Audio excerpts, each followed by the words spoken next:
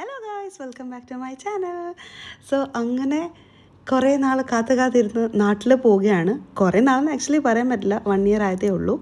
അപ്പം അതിൻ്റെ കുറച്ച് സീൻസ് നിങ്ങളായിട്ട് ഷെയർ ചെയ്യാമെന്ന് വിചാരിച്ചു.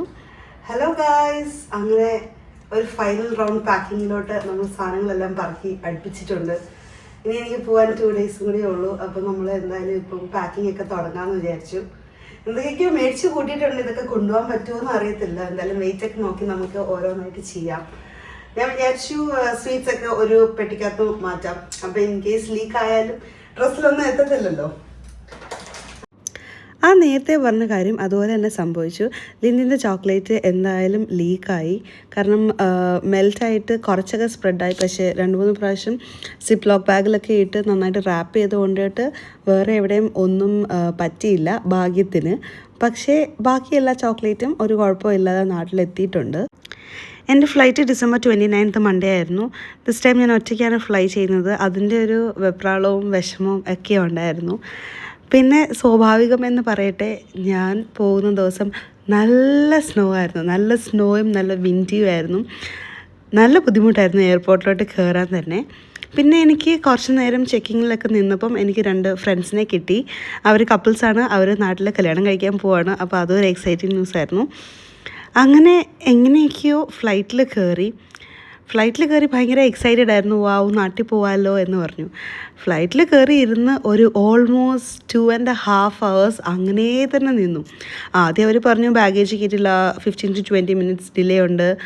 എനിക്ക് ഒന്നാമതെ ടെൻഷനായിരുന്നു. ബിക്കോസ് എൻ്റെ കണക്ഷൻ ഫ്ലൈറ്റിന് ആകെ 2 hours ഉണ്ടായിരുന്നുള്ളൂ. 15 minutes 20 minutes കഴിഞ്ഞു. അങ്ങനെ പിന്നെ സ്നോ ആയതുകൊണ്ട് പിന്നെ അവർ ഡീഫ്രീസ് ചെയ്യേണ്ടി വന്നു. അങ്ങനെ ഒരു പരുവത്തിന് 3 hour ഡിലേ ആയിട്ടാണ് ഞാൻ അബുദാബിയിൽ ചെന്നത്. അബുദാബി ചെന്നപ്പം അവിടെ ഒരു 6 hours ഉണ്ടായിരുന്നു നമുക്ക്. ഇതായിരുന്നു അബുദാബിയിലുണ്ടായിരുന്ന ഒരു ഇൻട്രസ്റ്റിംഗ് തിങ്.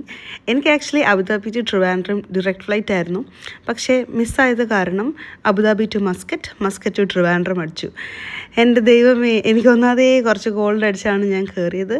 അതിൻ്റെ കൂടെ ഈ കുറേ ഡിലേയും പിന്നെ ലേ ഓവറും വെയിറ്റിങ്ങും എല്ലാം കൂടി ആയപ്പോഴത്തേക്ക് നല്ല സൂപ്പർ ഒരു കണ്ടീഷനിലോട്ട് എത്തി. പക്ഷേ എനിക്ക് എങ്ങനെയെങ്കിലും നാട്ടിലെത്തിയാൽ മതി എന്നൊരു വിചാരമായിരുന്നു. ഫ്ലൈറ്റിലും തീരെ ഉറങ്ങാൻ പറ്റിയില്ല. അങ്ങനെ ഫൈനലി ട്യൂസ്ഡേ രാത്രി 8 മണിക്ക് എത്തേണ്ട ഞാൻ വെനസ്ഡേ രാവിലെ 9 മണിക്കാണ് എത്തിയത്. എല്ലാവരെയും കണ്ടു, ഭയങ്കര ഹാപ്പിയായി. ജോയലും ജെഫിക്കുട്ടനും മമ്മിയാണ് എന്നെ പിക്ക് ചെയ്യാനായിട്ട് വന്നത് ട്രിവാൻഡ്രം എയർപോർട്ടിൽ.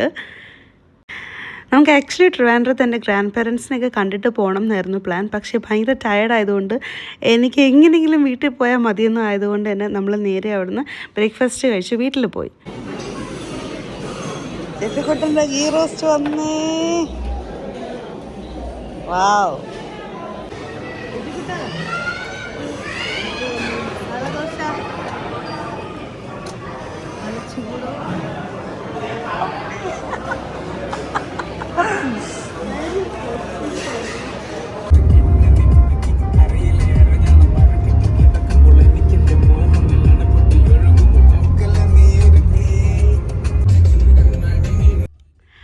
ഫൈനലി ഞാൻ എൻ്റെ കൊട്ടാരക്കരയിലുള്ള വീട്ടിലെത്തി. I was more than excited to see the little one over there. എൻ്റെ ചേച്ചിക്ക് ഒരു കുഞ്ഞു വാവയുണ്ടായി. 27 days ആയതേ ഉള്ളൂ. പിന്നെ വീട്ടിൽ എല്ലാവരും ഉണ്ടായിരുന്നു. ചേച്ചിയുടെ ഹസ്ബൻഡ്, ചേച്ചിയുടെ ബേബി, കുഞ്ഞ്, എൻ്റെ അനിയൻ. പപ്പ എന്നെ കണ്ട് ആകെ ഞെട്ടിയിരിക്കുമെന്ന് തോന്നുന്നു.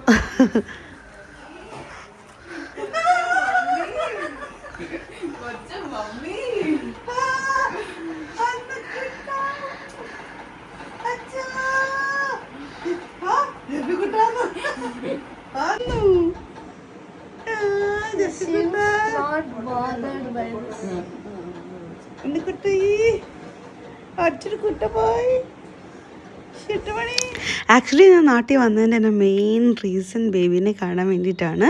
ബേബിയുടെ പേര് എലനോർ എലീസ ഗ്രിഗർ എന്നാണ്. വീട്ടിൽ അന്നക്കുട്ടി എന്ന് വിളിക്കും. ഞാനപ്പം വന്ന ദിവസം ഇവർക്കൊരു ന്യൂ ബോൺ ബേബി ഷൂട്ട് ഉണ്ടായിരുന്നു. അതിന് ഷൂട്ട് ചെയ്യാൻ വന്ന ആൾക്കാരും ഭയങ്കര നല്ല ആൾക്കാരായിരുന്നു. Very patient, very calm. നല്ല ക്ഷമ വേണം ഈ പരിപാടി ചെയ്യാൻ. കാരണം ബേബീനെ ഉറക്കണം, ഡ്രസ്സപ്പ് ചെയ്യണം.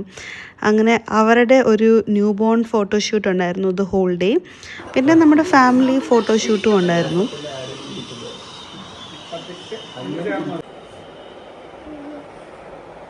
Thank welcome. അതെ, ജെഫിക്ക് അത് മതി. Happy?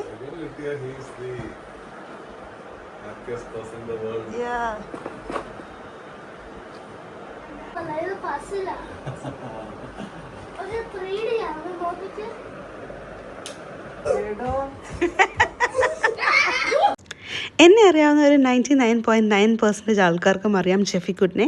He's actually my nephew. Jeffikuttan ഒരു ഡൈ ഹാർട്ട് ലെഗോ ഫാനാണ്. എത്ര ലെഗോ കിട്ടിയാലും അവനും മതിയാവത്തില്ല.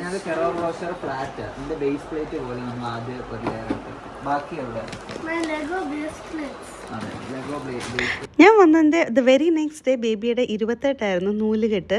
ബാപ്റ്റിസം ഫോർ ഷുവർ എനിക്ക് അറ്റൻഡ് ചെയ്യാൻ പറ്റത്തില്ലെന്ന് എനിക്ക് ഇപ്പോഴേ അറിയാം. അതുകൊണ്ട് തന്നെയാണ് എനിക്ക് ഇതിനെങ്കിലും അറ്റൻഡ് ചെയ്യണം എന്നുണ്ടായിരുന്നു. ഓക്കെ ജെഫിക്കുട്ട, പാക്ക്. Happy new year. Okay. Food choices are very bad. Oh.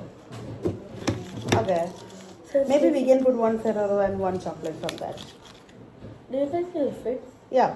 Okay. Take it. Good. Jeez, right. Yeah, it fit. And then you tighten this. And then you have to write from Jeffikutan. And then you tie My it. handwriting isn't that good. So can I write for you? Sure. Okay, you tie it. I'll prepare Yes, the please. boxes. You just...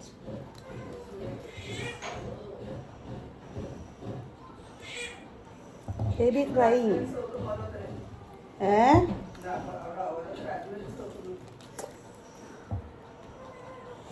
Ammachi, we can worry about that later. You asked for curry.